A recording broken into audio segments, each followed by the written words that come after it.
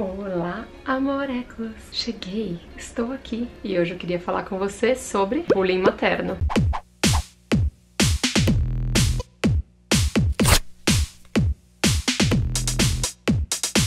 Cara, o que é o bullying materno? Como eu disse, bullying materno foi um termo que eu aprendi com Letícia, @bruxaod no Twitter, quando eu estava grávida ainda da Laura. Ela falou, calma, você vai ainda ser muito julgada, calma. E eu ficava pensando, imagina, gente, tantas mães por aí que certamente vão saber o que eu tô vivendo. Nossa, uma rede de apoio incrível.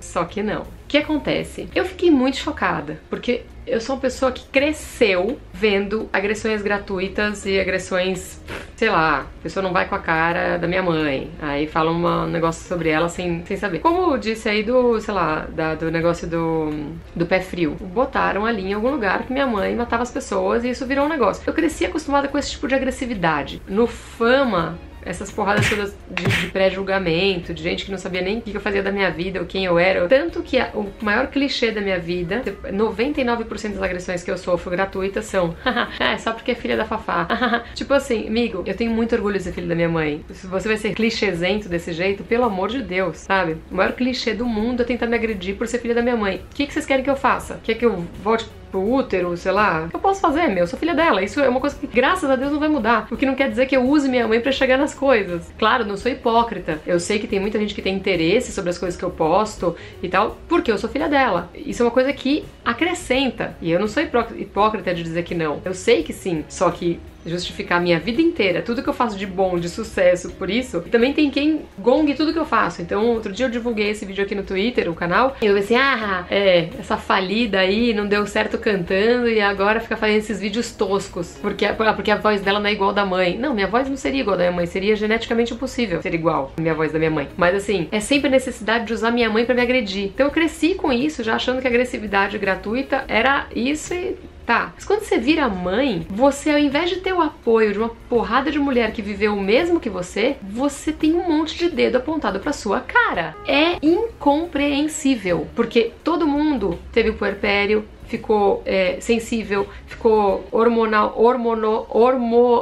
hormonalmente, nem existe, abalada, louca, montanha-russa de emoções, e você acha que você vai encontrar outras pessoas que falem, puta, meu, calma, vai passar. Não, eu lembro que o primeiro post que eu fiz, eu sempre quis ter parto normal, sempre. A minha mãe, inclusive, me tirou de dentro dela. E quando ela falava, se você tivesse a oportunidade, eu falei, mãe, não, você é índia, você nasceu lá em Belém, tá só com essa coisa, eu não vou botar a mão na minha criança e puxar, porque eu tenho medo de quebrar algum osso dela, Deus me livre e guarde. Então eu sempre quis ter parto normal, mas é uma questão minha. Eu queria... O que acontece? Eu descobri que a brincadeira mãe de cesárea existe de todas as mães. Então assim, ai, mãe de cesárea, tipo, menos mãe. Por que isso? Porque tem uma galera que realmente acha que você só é mãe mesmo, ou você é mãe melhor. O menos é com coisa, tá, gente? Menos mãe. Você só é mãe melhor, você só é mãe mesmo se você tem o parto natural, normal, sem anestesia e tal. Cara, eu não consigo entender isso, de verdade, tá? Eu não consigo. Eu sempre quis meu parto normal, sempre. Mas a minha bandeira não é pelo parto normal, minha bandeira é pelo respeito ao que a mulher quer e o que a mulher deseja pra ela. Ao longo desses meus eventos todos com blog, eu ouvi relato de mulher que falava assim, eu tenho tanto medo do parto normal que eu tenho medo de me traumatizar num momento mais especial da minha vida. A minha melhor amiga só podia fazer cesárea porque ela tinha pressão alta e umas cirurgias anteriores de endometriose, mioma, essas coisas. Então, quer dizer, ela é menos mãe que eu? Quer dizer, que eu por causa do segundo que eu tive normal. Quem te dá o direito de falar que uma pessoa é menos mãe que você porque ela fez cesárea? O que tem a ver a modo que uma criança nasce? Eu entendo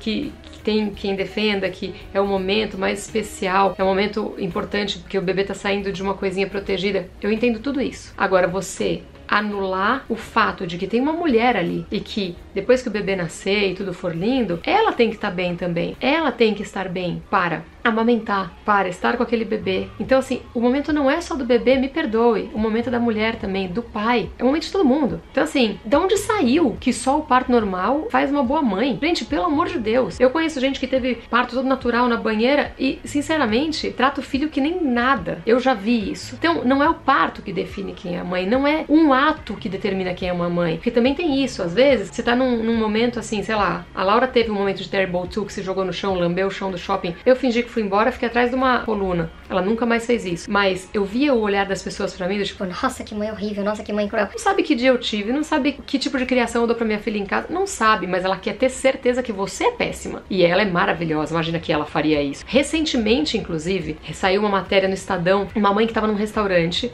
e levou o filho pra jantar com ela e o marido, porque fazia muito tempo que ela não jantava à noite num restaurante. E o filho dormiu e ela botou numa cadeira. Coisa que, gente, é uma das lembranças mais gostosas da minha infância. Era dormir na cadeira no colo da minha mãe em restaurante. Eu amava. Uma pessoa, um ser humano, uma mulher, levantou e deixou um bilhete na mesa dela e saiu escrito: você é uma péssima mãe. 2 pontos aí que eu queria frisar. Um deles, péssima mãe por quê? Porque ela fez questão de ter o filho com ela? A criança não chorou, não piou nada, ele deitou e dormiu. Ela é péssima mãe? E outra, por que ela é péssima mãe e o cara não é péssimo pai? Por que a culpada é sempre a mãe? Enfim, são vários pontos da maternidade que nesses 6 anos de mãe da Laura e muito cotovelo na janela, eu tenho notado que a falta de união, falta de sororidade entre as mães, entendeu? Entre as mulheres. Aí o que acontece? Eu quis o parto normal. Eu dividi isso com o meu médico durante os 10 meses da minha vida gestacional da Laura. Chegou em cima da hora, a Laura rompeu a bolsa no Réveillon. E eu achei que isso não incentivasse nada. Falei, meu médico me conhece, meu médico vai fazer o que eu desejo. E meu médico falou pra mim que minha filha podia entrar em sofrimento, então que era melhor a gente fazer logo cesárea. Quando ele falou entrar logo em sofrimento, uma mãe de primeira viagem, um pai de primeira viagem, na hora tira pelo meu nariz, mas não faz ela sofrer. Você acha que me importou naquele momento pensar, não, eu queria que ela nascesse? Bem, depois de muito tempo que eu fui entender que minha bolsa rompeu meia-noite e 40. A Laura nasceu 2h40 da manhã. Eu não tava nem em trabalho de parto, eu não tive contração. Só que isso eu fui entender ao longo dos anos. Porque quando eu fui escrever todo emocionado o relato do meu blog, lá ainda na Veja, eu recebi tanta pedrada, mas tanta pedrada, que eu falei, gente, que é isso? Ah, se você quisesse mesmo, você tinha tido parto normal. Esse seu médico é um escroto. Eu ali, sensível, emocionada com o nascimento da minha filha. E na minha cabeça, não importava por onde ela tinha nascido, importava que ela estava nos meus braços. E eu tava super sensível no puerpério. Você acha que essa agressão me aproximou da informação ou me afastou? Me afastou. Eu achei aquele bando de gente arrogante, querendo saber mais da minha vida do que eu. Querendo mais dominar, mandar na minha pepeca do que eu. Gente, a pepeca é minha. Se eu quisesse não ter tido pela pepeca por medo, é isso que define? Se eu tive pela pepeca ou pela barriga? Gente, por favor. Não só teve isso, como logo depois eu tive um problema muito sério pra amamentar. Eu fiz redução de mama quando eu tinha 19, 20 anos. Meu peito era muito grande, me dava problema nas costas, eu fiz redução mamária. E isso interrompe certos dutos no canal mamário. Então o leite bate e volta. Isso quer dizer que o leite é produzido igual, mas ele acaba não fluindo igual. Aí o que acontece? Mais uma vez, nossa, não, ninguém não é assim.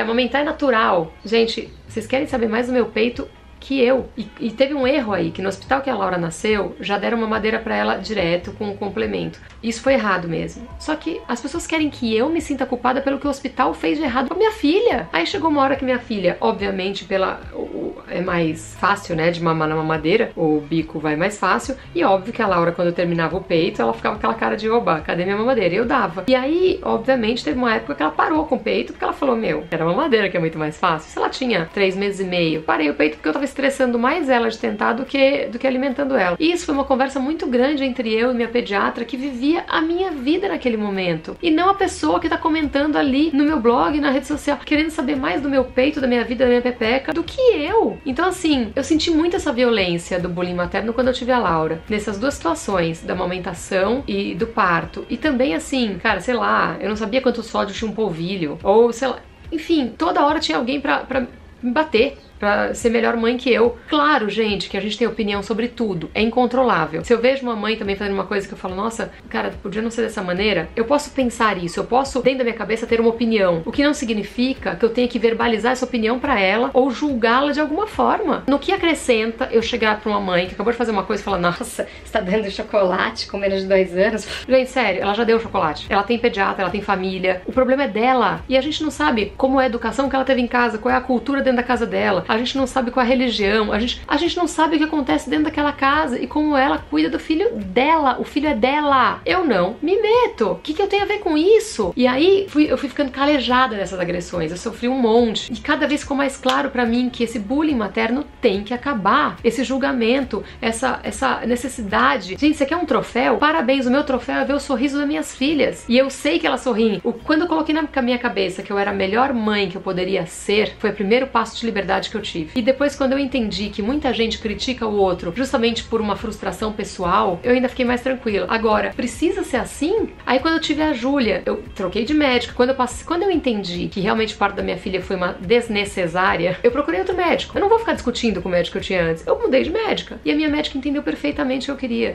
A Júlia nasceu gigantesca, com 4,1 kg, com 52 centímetros e meio de parto normal. Eu fiquei 8 horas e meia só na sala de parto. Antes disso, eu dormi no hospital e fiquei sendo monitorada. Porque o que eu achava que era a grande contração que ia nascer naquele momento era só um pródromo, que é o pré-trabalho de parto. Então, assim, informação, eu tive apoio da minha família, eu tive uma série de coisas que me levaram a isso. Mesmo assim, quando eu cheguei no hospital, a médica falou, olha, seu útero tá... O médico que tava de plantão, né, na minha entrada no hospital. Seu útero ainda tá virado pra trás, você ainda não tem dilatação. Não sei não, hein, se vai ser cesárea ou normal. Eu falei, posso dormir aqui? Vocês me monitoram durante a noite? Porque se eu for pra casa e cada contração dessa que eu tiver, eu vou voltar pra cá. E assim, eu preciso parir da forma como eu quero, pelo menos que tente-se. Se ela nascesse cesárea de novo, sério, se fosse pela saúde dela, tá tudo bem. Mas eu queria que pelo menos fosse tentado. E aí eu fiquei a noite inteira monitorada e quando eu acordei de manhã, eu tava com 3 dedos de dilatação. Aí com 7 dedos eu decidi tomar analgesia, que é uma anestesia que te deixa com todos os movimentos. E que aí podem ter falado, ah, mas aí então ela é menos mãe, ela tomou analgesia. Eu fiz epísio, eu cortei lá, nossa. Porque sempre vai ter alguém que vai tentar diminuir você como mãe. Infelizmente. E é essa agressão gratuita que eu não consigo entender, porque todo mundo passou por aquilo. Emocionalmente,